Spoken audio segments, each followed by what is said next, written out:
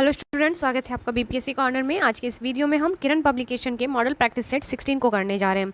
इससे पहले हम लोगों ने कुल 15 प्रैक्टिस सेट को जो है कवर कर लिया है। ये हमारा 16वां प्रैक्टिस सेट है।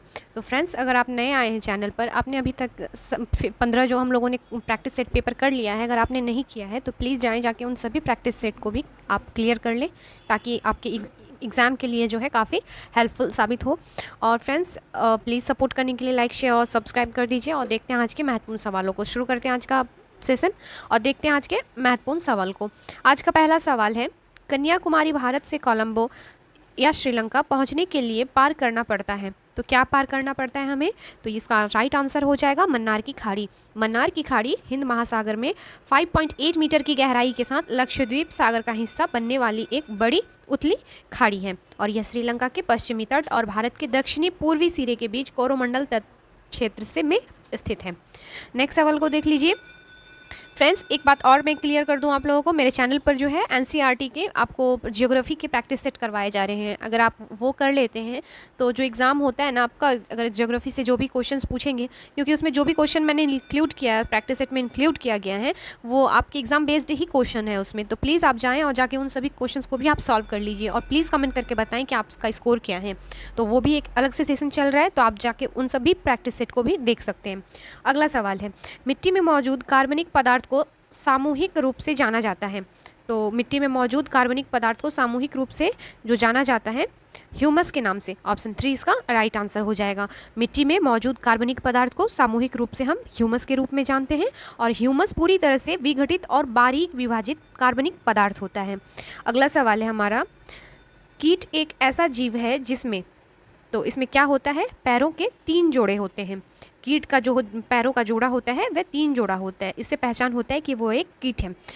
कीट जो होते हैं छोटे भूमि पर रहने वाले आर्थ्रोपोड होते हैं। उनकी विशेषता 3 जोड़ी वाले पैर होते हैं और इसमें शरीर के 3 अलग अलग खंड होते हैं, सिर, वक्ष और पेट। इसमें एंटीना की एक जोड़ी होती है, मिश्रित आंखें और अक्सर 1 या 2 जोड़ी पंख होते हैं। तो याद रखिएगा। अगला सवाल है हमारा, सब्जियां और फल हमारे आहार का हिस्सा होना चाहिए क्योंकि वे उत्तेजित करते हैं। तो ये जो हो जाएगा क्रामाकुंचन को, ऑप्शन जो 1 हो जाएगा, यह इसका राइट आंसर हो जाएगा। अगले सवाल को देख लीजिए। अगला सवाल है, रबर के बागान किन क्षेत्रों में पाए जाते हैं? तो रबर के जो बागान हैं ये पाए जाते हैं समशीतोष्ण क्षेत्र में। ऑप्शन 1 इसका राइट आंसर हो जाएगा। और जो जंगली रबड़ ब्राज़ील और कुछ अन्य दक्षिण अमेरिकी देशों में भी पाए जाते हैं। अगला सवाल है हमारा, समुद्र ज्वार किसके कारण होता है? तो समुद्र ज्वार जो होता है इसका प्रमुख कारण है चंद्रमा और सूर्य का संयुक्त प्रभाव। ऑप्शन जो 3 है यह राइट आंसर हो जाएगा। ज्वार बहुत लंबी अवधि की लहरें हैं जो महासागरों के माध्यम से चलती है। समुद्र में ज्वार भाटा चंद्रमा और सूर्य के गुरुत्वाकर्षण द्वारा पृथ्वी पर खींचे गए खिंचाव के कारण होता है और ज्वार है महासागरों में उत्पन्न होते हैं और समुद्र तट की ओर बढ़ते हैं, जहाँ वे समुद्र की सतह के नियमित उत्थान और पतन के रूप में भी दिखाई देते हैं। अगले सवाल को देख लीजिए। नेक्स्ट है हमारा सवाल, भारत में न्यायपालिका को नेतृत्व किसके द्वारा किया जाता है? तो इसका जो राइट आंसर हो जाएगा वो हो जाएगा ऑप्शन 3, उच्चतम न्यायालय के द्वारा। अगला सवाल है, निम्नांकित में से कौन सा पेट्रोलियम उत्पाद नहीं है? तो ऑप्शंस देख लेते हैं। तो मधु मोम जो हो जाएगा ये पेट्रोलियम का उत्पाद नहीं है। बाकी जो पैराफिन मोम है, गैसोलीन है, नैफ्ता है, डीजल, पेट्रोल, पेट्रोलियम गैस, ये सभी जो है पेट्रोलियम के उत्पाद हैं। अगले सवाल को देख लेते हैं, एपीकल्चर निम्नांकित किससे संबंधित है? तो एपीकल्चर को हम मधुमक्खी पालन के रूप में जानते हैं। ऑप्शन 3 जो है इसका राइट आंसर हो जाएगा। वहीं अगर हम मत्स्य पालन को देख लें तो इसे हम पीसी कल्चर कहते हैं और कुक्कुट पालन को क्या कहा जाता है? तो मुर्गी पालन कहा जाता है। तो याद रखिएगा। नेक्स्ट सवाल को देख लीजिए। हमारा अगला सवाल है, घर्षण को निम्नलिखित में से किन के द्वारा कम किया जा सकता है? तो घर्षण को जो है उपयुक्त सभी के द्वारा कम किया जा सकता है, स्नेहक का उपयोग करके, पॉलिश करके, महीन पाउडर का उपयोग करके। तो ऑप्शन 4 जो हो जाएगा इसका राइट आंसर हो जाएगा।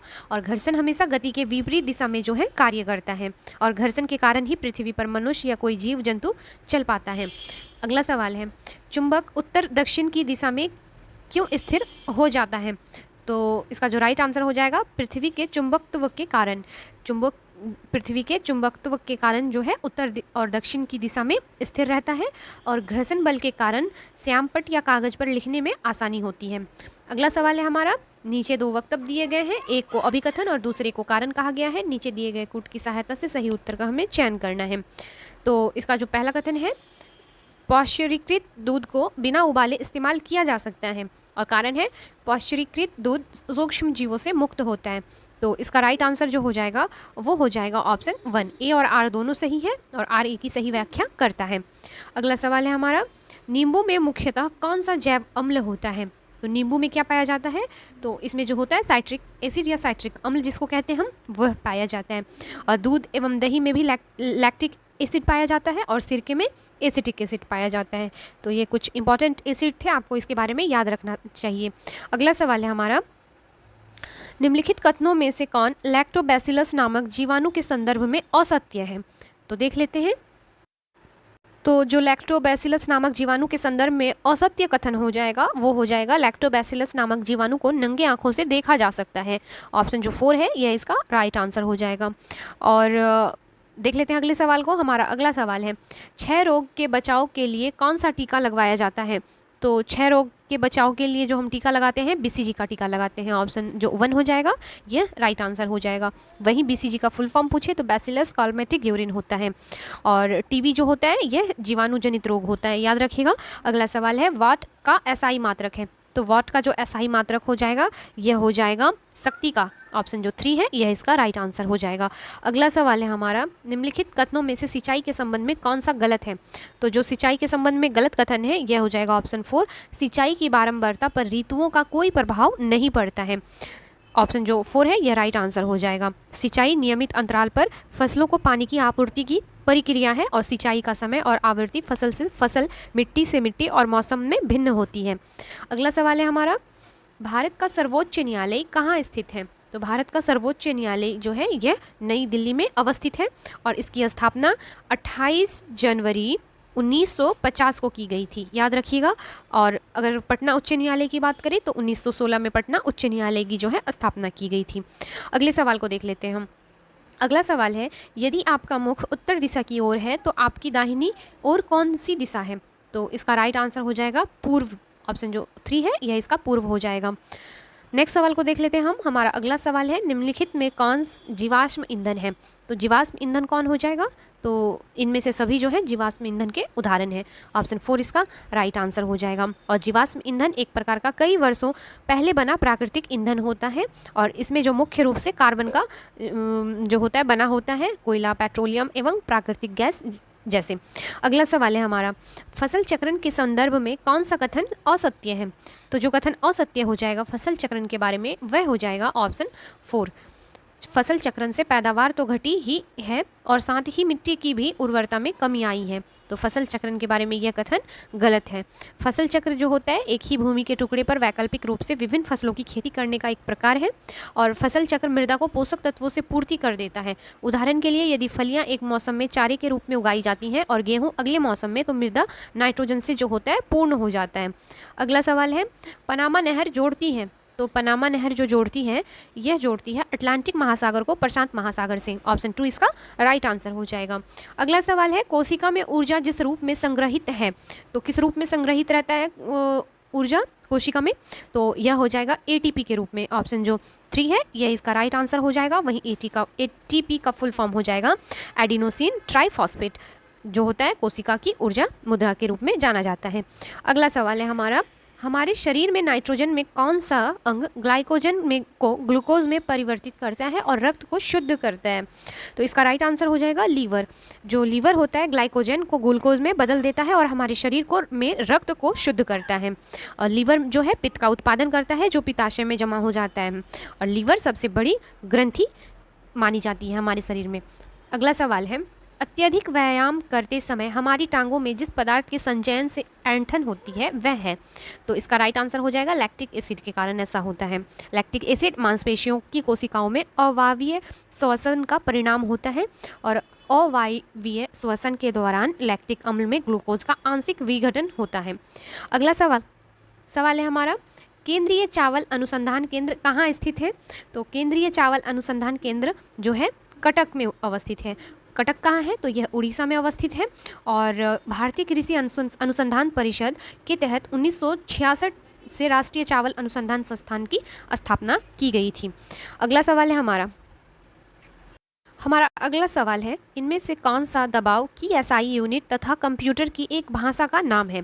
तो ऑप्शंस देखने पर पास्कल हमारा राइट आंसर हो जाएगा। ऑप्शन जो 4 है यह इसका राइट आंसर हो जाएगा। अगला सवाल है हमारा, कल्पना करें कि आप एक झंझा में फंस गए हैं और जिसमें बिजली भी गिर रही है। निम्न में से कौन सा स्थान आपके लिए आश्रय लेने के लिए सबसे उपयुक्त होगा? तो जो सबसे उपयुक्त स्थान होगा यह हो जाएगा इमारतों की खिड़कियाँ। ऑप्शन 4 इसका राइट आंसर हो जाएगा। नेक्स्ट सवाल को देख लेते हैं हम। अगला सवाल है हमारा, रिजर्व बैंक ऑफ इंडिया का मुख्यालय कहाँ स्थित है? तो रिजर्व बैंक ऑफ इंडिया का मुख्यालय जो है मुंबई में अवस्थित है और रिजर्व बैंक का केंद्रीय कार्यालय शुरू में कलकत्ता में स्थापित किया गया था, लेकिन 1937 में अस्थायी रूप से जो है मुंबई में स्थानांतरित कर दिया गया है। अगला सवाल है, पंपास किसका घास का मैदान है? तो पंपास जो है यह दक्षिण अमेरिका की घास का मैदान है। पंपास दक्षिण अमेरिका की उपजाऊ निचली भूमि है और इसका विस्तार अर्जेंटीना के प्रांतों, उरुग्वे के अधिकांश और ब्राज़ील के दक्षिणी भाग रियो ग्रांडे तक जो है पाया जाता है। और पंपास के घास के मैदान जो है शीतोष्ण कटिबंधीय घास के मैदान है। नेक्स्ट सवाल को देख लेते हैं। पेंगुइन अपनी 2 विशेषताओं के कारण अच्छे तैराक हैं। एक तो उनके पैरों में जाले होते हैं, दूसरा आपको उसका जो है बताना है जो उसकी विशेषता है पेंगुइन की।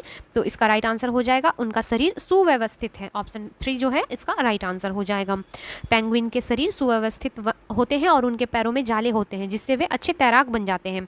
अगला सवाल है, बंगाल में भक्ति आंदोलन का प्रवर्तक किसे माना जाता है? तो बंगाल में जो भक्ति आंदोलन का प्रवर्तक है यह चैतन्य महाप्रभु को माना जाता है। ऑप्शन 1 इसका राइट आंसर हो जाएगा। और यह एक बंगाली आध्यात्मिक शिक्षक थे जिनके पास भक्त स्वयं भगवान कृष्ण मानते थे, जिन्हें उनके भक्त जो है स्वयं भगवान कृष्ण मानते थे और उन्हें बंगाल में भक्ति आंदोलन का जो है प्रवर्तक माना जाता है। अगला सवाल है हमारा, नीचे 2 वक्तव्य दिए गए हैं, एक को अभिकथन और दूसरे को कारण कहा गया है। नीचे दिए गए कूट की सहायता से सही उत्तर का हमें चयन करना है। पहला है अभिकथन, ध्रुवीय भालू तेज चलते हैं और इसका कारण है ध्रुवीय भालू के बाल मोटे होते हैं। तो इसका जो राइट आंसर हो जाएगा ऑप्शन 4 हो जाएगा। ऑप्शन जो 4 है यह हो जाएगा। ए गलत है और जो आर है वह सही है। नेक्स्ट सवाल को देख लेते हैं। हमारा अगला सवाल है, भारत के मुख्य चुनाव आयुक्त की नियुक्ति कौन करता है? तो चुनाव आयुक्त की नियुक्ति जो की जाती है भारत के राष्ट्रपति के द्वारा। ऑप्शन 1 इसका राइट आंसर हो जाएगा। अगला सवाल है, साइमन कमीशन के बहिष्कार का प्रस्ताव कांग्रेस के किस अधिवेशन में पारित हुआ था? तो यह जो था मद्रास सत्र 1927 का जो अधिवेशन था उस समय इसको पारित कर लिया गया था। ऑप्शन 2 इसका राइट आंसर हो जाएगा। अगला सवाल है, विषुव का अर्थ है वह तिथि जब दिन और रात की अवधि बराबर है, उसे हम क्या कहते हैं?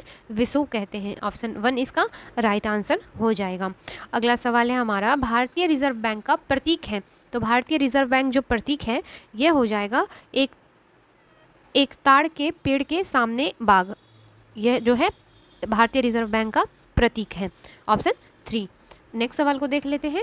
अगला सवाल है हमारा, सही समीकरण का चुनाव करें। तो जो सही समीकरण का हमें चुनाव करना है तो इसका राइट आंसर हो जाएगा ऑप्शन 1, आहार नली प्लस सहायक ग्रंथियां बराबर जो हो जाएगा पाचन तंत्र। अगला सवाल है हमारा, स्वतंत्र भारत का पहला गवर्नर जनरल कौन था? तो यह थे लॉर्ड माउंटबेटन। ऑप्शन 3 जो हो जाएगा इसका राइट आंसर हो जाएगा। लॉर्ड माउंटबेटन को भारत के अंतिम वायसराय और स्वतंत्र भारत के पहले गवर्नर जनरल के रूप में जो है जाने जाते हैं। और चक्रवर्ती राजगोपालाचारी, जिन्हें राजा जी के नाम से जाना जाता है, स्वतंत्र भारत के पहले और अंतिम भारतीय गवर्नर जनरल माने जाते हैं। अगला सवाल है हमारा, गाय के गोबर का उपयोग खाद बनाने के लिए कर सकते हैं, कारण वह में समृद्ध है। तो किस चीज़ में समृद्ध होता है गाय का गोबर? तो यह होता है नाइट्रोजन से। ऑप्शन जो 1 हो जाएगा इसका राइट आंसर हो जाएगा। गाय का गोबर कार्बनिक पदार्थों में उच्च और पोषक तत्वों से भरपूर होता है। इसमें 3% नाइट्रोजन, 2% फास्फोरस और 1% पोटेशियम होता है। अगले सवाल को देख लेते हैं। हमारा अगला सवाल है, उचित विकल्प चुनिए। डैश शब्द से तेजी से ठीक होने वाला शरीर का अंग है। तो कौन सा अंग हो जाएगा? तो यह हो जाएगा जीभ। जीभ सबसे तेजी से ठीक होने वाला अंग है और यह लार की उपस्थिति के कारण होता है जो घाव को मॉइस्चराइजर कर देता है। नेक्स्ट सवाल को देख लेते हैं। हमारा अगला सवाल है, बिना पानी के दीर्घ काल तक मरुस्थल में जीवित रहने वाला प्राणी है। तो यह जो हो जाएगा ऊँट हो जाएगा, ऑप्शन 4। नेक्स्ट सवाल को देख लीजिए, उचित पर्याय चुनिए और वाक्य की पूर्ति कीजिए। सीधे क्रम में पर्वतों को डैश कहा जाता है, तो सीधे क्रम में पर्वतों को क्या कहा जाता है, तो श्रृंखला कहा जाता है। ऑप्शन जो 1 हो जाएगा यह राइट आंसर हो जाएगा। एक पहाड़ पृथ्वी की सतह का कोई भी प्राकृतिक उत्थान है। पहाड़ों का एक ऐसा रेखा जो व्यवस्थित किया जा सकता है जिसे श्रेणी के रूप में जाना जाता है, और कई पर्वतीय प्रणालियाँ सैकड़ों किलोमीटर तक फैली समानांतर श्रेणियों की एक श्रृंखला से जो है बनी होती है। तो ऑप्शन जो 1 हो जाएगा इसका राइट आंसर हो जाएगा। अगला सवाल है, मानव शरीर में सबसे लंबी हड्डी डैश है। तो मानव शरीर की सबसे लंबी हड्डी कौन सी है, ये तो इसे हम फीमर के नाम से जानते हैं। ऑप्शन जो हो जाएगा 4 इसका राइट आंसर हो जाएगा। नेक्स्ट सवाल को देख लेते हैं, चंद्रमा का प्रकाश धरती पर पहुँचने का समय है। तो चंद्रमा का पूछ रहा है, सूर्य का नहीं पूछ रहा है। क्वेश्चन अच्छे से रीड कीजिएगा। तो इसका राइट आंसर हो जाएगा ऑप्शन 3, 1.3 सेकंड में जो है चंद्रमा का प्रकाश धरती पर पहुंचता है। अगला सवाल है, पॉलीथीन का औद्योगिक उत्पादन किसके बहुलीकरण से होता है। तो पॉलीथीन का जो उत्पादन होता है यह होता है ऑप्शन 4 एथिलीन के बहुलीकरण से। ऑप्शन 4 जो हो जाएगा इसका राइट आंसर हो जाएगा। नेक्स्ट सवाल को देख लेते हैं हम। हमारा अगला सवाल है, कौन सा सागर उत्तरी अमेरिका और पश्चिमी यूरोप को अलग करता है। तो इसका जो राइट आंसर हो जाएगा वह हो जाएगा ऑप्शन 2 उत्तरी अटलांटिक महासागर। ऑप्शन 2 इसका राइट आंसर हो जाएगा। अटलांटिक महासागर जो है विश्व का दूसरा सबसे बड़ा महासागर है, और यह मोटे तौर पर जो है पश्चिमी को उत्तर और दक्षिण अमेरिका तथा पूर्वी और यूरोप और अफ्रीका से घिरा हुआ है, और यह जो होता है यस आकार का होता है। अगला सवाल है हमारा, भारत सरकार का कौन सा विभाग या मंत्रालय दिव्यांग बच्चों की शिक्षा व्यवस्था देखता है। तो यह जो विभाग है यह हो जाएगा मानव संसाधन और विकास मंत्रालय। अगला सवाल है हमारा, नेक्स्ट सवाल को देख लेते हैं, मैं सांपों को अपनी बीन की धुन पर नचा सकता हूँ, यह कला मैंने अपने लोगों से सीखी है, हमारे लोगों को डैश कहते हैं। तो इसका राइट आंसर हो जाएगा कालबेलिया। ऑप्शन जो 3 है यह राइट हो जाएगा। सांप को सुहावनी बांसुरी या पुंगी नामक वाद्य यंत्र के चारों ओर बजाकर सांप को सम्मोहित करने की प्रथा है, और कालबेलिया वे लोग हैं जो बीन बजाकर सांप को नचाते हैं। नेक्स्ट सवाल को देख लेते हैं, विश्व के तीसरे सबसे बड़े महाद्वीप का नाम क्या है। तो विश्व के सबसे बड़े जो महाद्वीप, तीसरे महाद्वीप का नाम हो जाएगा यह हो जाएगा उत्तरी अमेरिका। अगर हम क्रम से देखें तो एशिया, अफ्रीका, उत्तरी अमेरिका, दक्षिणी अमेरिका, अंटार्कटिका, यूरोप और ऑस्ट्रेलिया। तो याद रखिएगा। नेक्स्ट सवाल देख लेते हैं हम, निम्नलिखित में से कौन सी विश्व में सबसे ऊंची इमारत है। तो विश्व की सबसे ऊंची इमारत जो है बुर्ज खलीफा है। ऑप्शन 2 जो हो जाएगा इसका राइट आंसर हो जाएगा, जिसका उद्घाटन 2010 में किया गया था, और यह दुबई में अवस्थित है, और विश्व की सबसे ऊंची इमारत होने के लिए यह जाना जाता है। अगला सवाल है, कौन से फल में प्रोटीन की अधिकतम मात्रा है। तो प्रोटीन की जो अधिकतम मात्रा पाई जाती है यह जो होता है एवोकाडो में। ऑप्शन 4 इसका राइट आंसर हो जाएगा। नेक्स्ट सवाल है हमारा, फैदोमीटर नापता है। तो फैदोमीटर से हम जो होता है सागर की गहराई को मापते हैं। अगला सवाल है, भारत के सबसे लंबे बांध का क्या नाम है। तो इसका नाम है हीराकुंड डैम या हीराकुंड बांध, जो कि भारत का सबसे लंबा बांध है, जिसकी कुल लंबाई 25.79 किलोमीटर है, और हीराकुंड बांध जो है महानदी पर अवस्थित है। अगला सवाल है, फिरोज शाह कोटला क्रिकेट स्टेडियम या मैदान किस शहर में स्थित है। तो फिरोज शाह कोटला क्रिकेट मैदान जो है यह अवस्थित है नई दिल्ली में। ऑप्शन जो 3 है इसका राइट आंसर हो जाएगा। 1883 ईस्वी में स्थापित फिरोज शाह कोटला नई दिल्ली में भारत का दूसरा सबसे पुराना अंतर्राष्ट्रीय क्रिकेट स्टेडियम है। लेकिन अब जो है 2019 को पूर्व वित्त मंत्री अरुण जेटली के याद में इस स्टेडियम का नाम उनके नाम पर रखा गया है। अगला सवाल है, संरचना और उत्पत्ति के अनुसार मेघालय के हाईलैंड्स निम्नलिखित में से किसका हिस्सा है। तो जो मेघालय का हाईलैंड्स है यह किसका हिस्सा हो जाएगा। तो यह हो जाएगा ऑप्शन जो 4 है प्रायद्वीप या पठार का, यह इसका राइट आंसर हो जाएगा। अगला सवाल है हमारा, ज्ञान प्राप्त करने से पहले भगवान महावीर का नाम क्या था। तो ज्ञान प्राप्त करने से पहले इसे हम वर्धमान के नाम से जानते थे। ऑप्शन जो 1 है यह इसका राइट आंसर हो जाएगा। जैन ग्रंथों के अनुसार महावीर के बचपन का नाम वर्धमान था, क्योंकि उनके जन्म के समय राज्य में समृद्धि बढ़ी थी। अगला सवाल है हमारा, पिपली घाट दर्रा किस पर्वतीय क्षेत्र में स्थित है। तो पिपली घाट दर्रा जो है यह अवस्थित है अरावली पर्वतमाला में। ऑप्शन 4 इसका राइट आंसर हो जाएगा। और अरावली पर्वतमाला उत्तर पूर्व से दक्षिण पश्चिम दिशा में संरेखित है, और ये दिल्ली और गुजरात के पालनपुर के बीच करीब 800 किलोमीटर तक फैली हुई है। अगला सवाल है हमारा, भारत में कितने स्तर की अदालतें मौजूद हैं। तो भारत में जो है 3 स्तर की अदालतें जो है मौजूद हैं। पहला है सर्वोच्च न्यायालय, फिर उच्च न्यायालय और अधीनस्थ न्यायालय, याद रखिएगा। अगला सवाल है हमारा, निम्नलिखित की कूट से निम्नलिखित को कूट की मदद से सही क्रम में सजाना है हमें। तो इसका जो राइट आंसर हो जाएगा, सही कूट का जब आप मिलाएंगे, मैं स्क्रॉल कर देती हूँ फ्रेंड्स, आप अच्छे से पढ़ लीजिएगा, तो इसका सही क्रम हो जाएगा ऑप्शन 2, पहले डी, सी, फिर ए और बी। नेक्स्ट सवाल को देख लेते हैं हम। भारत में कौन सा राज्य अधिकतम कॉफ़ी का उत्पादन करता है? काफ़ी इंपॉर्टेंट सवाल है। तो कॉफ़ी उत्पादन करने वाला जो सबसे अधिक कॉफ़ी उत्पादन करने वाला जो राज्य है यह हो जाएगा कर्नाटक। ऑप्शन 1 इसका राइट आंसर हो जाएगा। और नेक्स्ट देख लेते हैं हम अगले सवाल को। हमारा अगला सवाल है, जिस धातु में कार्य करने की क्षमता होती है उसे कहा जाता है? तो ऐसी धातु को हम क्या कहते हैं? सॉरी फ्रेंड्स, जिस वस्तु में कार्य करने की क्षमता होती है उसे कहा जाता है, वस्तु है फ्रेंड्स, सॉरी, तो इसे हम ऊर्जा कहते हैं। ऑप्शन जो 4 है इसका राइट आंसर हो जाएगा। ऊर्जा कार्य करने की क्षमता है, यह संभावित गतिज, थर्मल, विद्युत, रासायनिक, परमाणु या अन्य विभिन्न रूपों में मौजूद हो सकता है। अगला सवाल है, ब्लैक हिल, ब्लू हिल और ग्रीन हिल किस देश में स्थित है? तो ब्लैक, ब्लू और ग्रीन हिल्स जो है यह अवस्थित है यूएसए में। ऑप्शन जो 3 है इसका राइट आंसर हो जाएगा। नेक्स्ट सवाल को देख लेते हैं हम। रंगों की तीव्रता की तुलना करने के लिए किसका उपयोग किया जाता है? तो रंगों की तीव्रता को मापने के लिए हम कैलोरीमीटर का यूज़ करते हैं, कैलोरीमीटर का यूज़ करते हैं। ऑप्शन जो 2 हो जाएगा इसका राइट आंसर हो जाएगा। अगला सवाल है, विटामिन जो एक एंटीऑक्सीडेंट है, तो कौन सा विटामिन एंटीऑक्सीडेंट है? तो यह हो जाएगा विटामिन सी। एंटीऑक्सीडेंट ऐसे पदार्थ हैं जो मुक्त कणों, अस्थिर अणुओं के कारण कोशिकाओं को होने वाले नुकसान से रोकता है। अगला सवाल है हमारा, मध्य भारत का चावल का कटोरा किस राज्य को कहा जाता है? तो चावल का कटोरा किसे कहते हैं हम? तो इसे छत्तीसगढ़ के नाम से जानते हैं। ऑप्शन जो 4 हो जाएगा यह राइट आंसर हो जाएगा। अगला सवाल है, सैंडल पीक अंडमान निकोबार द्वीप समूह की सबसे ऊंची चोटी कहाँ स्थित है? तो यह अवस्थित है, ऑप्शन जो 4 है, उत्तरी अंडमान में, यह इसका राइट आंसर हो जाएगा। नेक्स्ट सवाल है हमारा, भारत का क्षेत्रफल पाकिस्तान से कितने गुना बड़ा है? तो यह हो जाएगा 4 गुना बड़ा है हमारा भारत। ऑप्शन जो 2 हो जाएगा इसका राइट आंसर हो जाएगा। नेक्स्ट सवाल है, निम्नलिखित में कौन एक कीटभक्षी पौधा है? तो कीटभक्षी जो पौधे के रूप में हम जानते हैं ड्रोसेरा को। ऑप्शन जो 4 है इसका राइट आंसर हो जाएगा। कीटभक्षी पौधे वे होते हैं जो कीड़ों को फंसाकर और कीड़ों को खाकर अपना अधिकांश पोषण प्राप्त करते हैं। अगला सवाल है, लोकतंत्र में सबसे महत्वपूर्ण पहलू है? तो लोकतंत्र का सबसे महत्वपूर्ण पहलू क्या होता है? तो राजनीतिक होता है। ऑप्शन 2 इसका राइट आंसर है। नेक्स्ट सवाल को देख लीजिए। नीचे 2 अभिकथन दिए गए हैं, दिए हुए विकल्पों में से सही उत्तर का हमें चयन करना है। पहला कथन है, बच्चों को किसी एक पेड़ से रिश्ता बनाने अर्थात उसे पानी देने, उसकी देखभाल करना, उसको बारीकी से देखने के लिए प्रेरित किया जाना चाहिए। कथन 2 है, बच्चों को किसी एक पेड़ से रिश्ता बनाने के लिए प्रेरित करने के लिए पर्यावरण के प्रति बच्चों का लगाव बढ़ेगा। तो इसका जो राइट आंसर हो जाएगा वो हो जाएगा ऑप्शन 1। कथन 1 सही है और कथन 1 और 2 जो है दोनों सही हैं। ऑप्शन 1 इसका राइट आंसर हो जाएगा। हमें बच्चों को एक पेड़ से दोस्ती करने के लिए प्रोत्साहित करना चाहिए, उसे पानी दो, उसकी देखभाल करो और उसका बारीकी से निरीक्षण करो, इससे पर्यावरण के प्रति जो है उनकी लगाव विकसित होगी।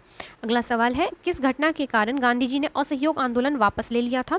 तो यह काफ़ी फेमस घटना थी, चौरा चोरी की घटना थी। ऑप्शन जो 1 हो जाएगा इसका राइट आंसर हो जाएगा, और जिसके कारण गांधी जी ने जो है असहयोग आंदोलन को वापस ले लिया था। अगला सवाल है, ढलान के नीचे चट्टान, मलबे या पृथ्वी के बड़े पैमाने पर धरातली हलचलों को कहा जाता है? तो इसे हम क्या कहते हैं? तो भूस्खलन कहते हैं। अगला सवाल है, खाद्य पदार्थों में माड़ के परीक्षण के लिए किस विलयन का प्रयोग किया जाता है? तो इसके लिए जो है हम आयोडीन का प्रयोग करते हैं। चावल, आलू, ब्रेड आदि खाद्य पदार्थ जो होते हैं स्टार्च से भरपूर होते हैं, और इन खाद्य पदार्थों के नमूनों में तनु आयोडीन विलयन की कुछ बूंदें मिलाकर इनका रंग गहरा नीला या नीला काला हो जाता है। नेक्स्ट सवाल को देख लेते हैं हम। हमारा अगला सवाल है, एक तोता कितने साल तक जीवित रह सकता है? तो तोते का कुल जो जीवन काल होता है यह 20 साल का होता है। नेक्स्ट सवाल है हमारा, टेंडन और फिलामेंट दोनों ही हड्डी से जो संबंधित हैं वे हैं? तो ये दोनों जो हैं यह एक प्रकार के जो है संयोजी ऊतक हैं। अगला सवाल है, वाष्पीकरण में डैश तक अवस्था परिवर्तन शामिल है? तो इसका राइट आंसर हो जाएगा तरल से गैस। नेक्स्ट सवाल को देख लेते हैं। अगला सवाल है हमारा, बांग्लादेश में किस नदी को पद्मा के नाम से जाना जाता है? तो यह गंगा नदी है। अगला सवाल है, भारतीय पुनर्जागरण के जनक के रूप में किसे जाना जाता है? तो यह है राजा राम मोहन रॉय। नेक्स्ट सवाल है हमारा, लोकतंत्र शब्द किस भाषा से लिया गया है? तो यह लिया गया है ऑप्शन 1 ग्रीक से। फ्रेंड, वीडियो कैसा लगा प्लीज़ कमेंट करके बताएं, और अगर अच्छा लगे तो प्लीज़ लाइक, शेयर और सब्सक्राइब कर दीजिए। मिलते हैं जल्दी इसके नेक्स्ट पार्ट में, तब तक के लिए